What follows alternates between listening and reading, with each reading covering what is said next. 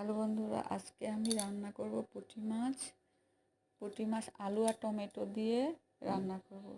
পুঁটি মাছটাকে বেশ লাল লাল করে ভেজে তুলে নিলাম।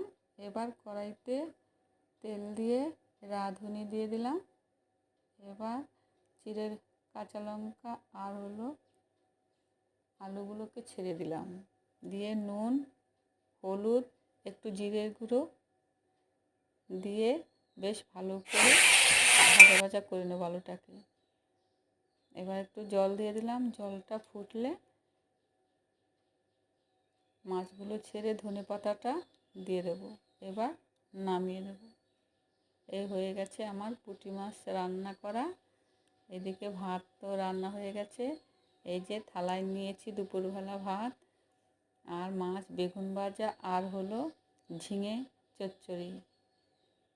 এ দিয়ে এবার দুপুরে আমরা সবাই খেয়ে নেব। তোমরাও চলে এসো, খাওয়া হয়ে যাবে সবাই একসাথে। তরকারিটা